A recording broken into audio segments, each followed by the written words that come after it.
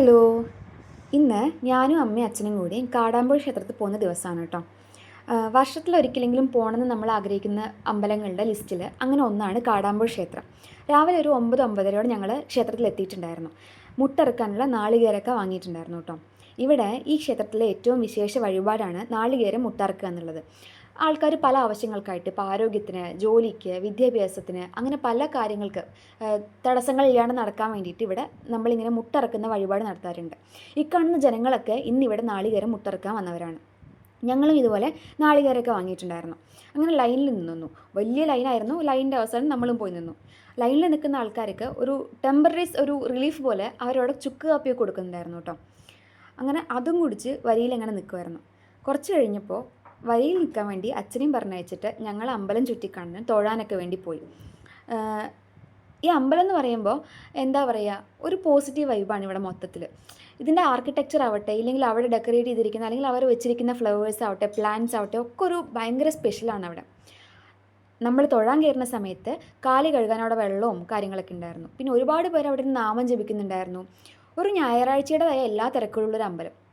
പിന്നെ അമ്പലത്തിൽ ഇങ്ങനെ ഒരു കുളം പോലെ, കുളം എന്ന് പറയാൻ പറ്റില്ല, ഇങ്ങനൊരു സംഭവം ഉണ്ടായിരുന്നു സൈഡിൽ. അതിൽ ആക്ച്വലി ആൾക്കാർ കോയിനൊക്കെ ഇടുന്നുണ്ടായിരുന്നു. എന്തിനാണ് അവർ കോയിൻ ഇടുന്നത്, അല്ലെങ്കിൽ എന്താണ് അതിൻ്റെ ഒരു ബാക്കിലെ സ്റ്റോറി എന്നുള്ളത് എനിക്ക് കറക്റ്റ് അറിയില്ല. അറിയുന്നവർ ആരെങ്കിലും ഉണ്ടെങ്കിൽ കമൻറ്റ് ബോക്സിൽ പറയൂ കേട്ടോ. അങ്ങനെ ഞങ്ങൾ തൊഴുതിറങ്ങിയിട്ട് ചുറ്റും നടന്ന് കാണുക, അല്ലെങ്കിൽ കുറേ മാറ്റങ്ങൾ വരുത്തിയിട്ടുണ്ട്. ഓരോ വർഷം പോകുമ്പോഴും ഡെവലപ്മെൻറ്റ് വന്നുകൊണ്ടിരിക്കുന്ന ഒരു അമ്പലമാണ് കേട്ടോ കാടാമ്പുഴ ക്ഷേത്രം എന്ന് പറയുമ്പോൾ. നമ്മൾ ഈ വർഷം പോകുമ്പോൾ കാണുന്ന കാര്യങ്ങളല്ല അടുത്ത വർഷം ഉണ്ടാവുക. ലൈക്ക് എന്തെങ്കിലും മാറ്റങ്ങൾ അവർ വരുത്തിയിട്ടുണ്ടാവും. അവിടെ ഇഷ്ടം പോലെ വർക്കുകൾ നടന്നുകൊണ്ടിരിക്കുന്നുമുണ്ട്.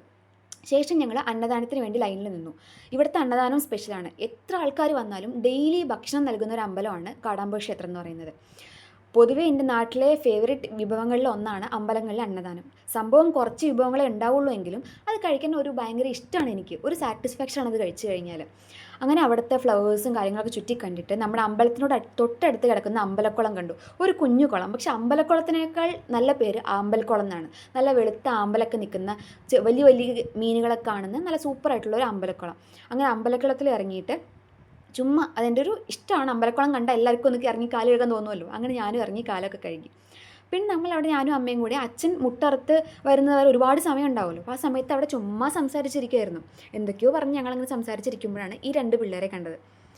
ഇവരെങ്ങനെ എന്താ പറയുക, അനിയത്തി ചെയ്യുന്ന ഓരോ കാര്യങ്ങൾക്കും, അല്ലെങ്കിൽ അവളെ 2 സ്റ്റെപ്പിന് പോലും കൈയടിച്ച് പ്രോത്സാഹിപ്പിക്കുന്ന ഒരു ചേച്ചി. വല്ലാത്തൊരു എന്താ പറയുക, നല്ലൊരു വ്യൂ ആയിരുന്നു കേട്ടോ അത്.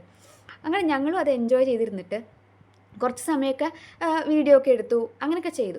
എന്നിട്ട് കുറച്ച് കഴിഞ്ഞപ്പോഴാണ് ആ കുട്ടികൾ നമ്മളോട് പെട്ടെന്ന് ഇണങ്ങി. ഞാനും അമ്മയും അവിടെ ഇരിക്കുകയായിരുന്നു കേട്ടോ. പെട്ടെന്ന് അവർ നമ്മളോട് കൂട്ടായി. ചേച്ചി കയറണമായിട്ട് അതേപോലെ അവൾക്ക് കയറണം എന്നൊരു വാശിയായിരുന്നു. അങ്ങനെ അവളെ കഷ്ടപ്പെട്ട് 2-3 സ്റ്റെപ്പൊക്കെ കയറ്റി. നേരെ അവൾ നമ്മുടെ അടുത്ത് വന്നു കേട്ടോ. അടുത്ത് വന്നപ്പോൾ നമ്മളെടുത്ത് കുറച്ച് നേരമൊക്കെ സംസാരിച്ച്, അമ്മ അവളെ കൊണ്ട് സംസാരിപ്പിക്കാനൊക്കെ നോക്കുകയൊക്കെ ചെയ്തു. പക്ഷെ അത്ര സക്സസ് ആയില്ല. പക്ഷെ വലിയ പരിചയക്കേടില്ലാണ്ട് നമ്മുടെ അടുത്ത് വന്നു. കുറച്ച് സമയമൊക്കെ സ്പെൻഡ് ചെയ്തിട്ടുണ്ടായിരുന്നു കേട്ടോ അവർ. അത് കഴിഞ്ഞിട്ട് പുറത്തിറങ്ങി. ഏകദേശം മുട്ടറക്കൽ വഴിപാട് മാത്രം കഴിയാൻ 3-3:30 ആയി വൈകിട്ട്. അങ്ങനെ രാവിലെ ഒരു 9-9:30 വന്ന നമ്മൾ കഴിഞ്ഞിറങ്ങിയപ്പോൾ 3:30-4 മണിയായിട്ടുണ്ടായിരുന്നു കേട്ടോ. പിന്നെ എൻ്റെ ഫേവറേറ്റ് ആയിട്ടുള്ള കടല പായസവും ഇവിടെ നിന്ന് വാങ്ങിയിട്ട് നമ്മളങ്ങനെ വീട്ടിലേക്ക് തിരിച്ചു. Okay, by.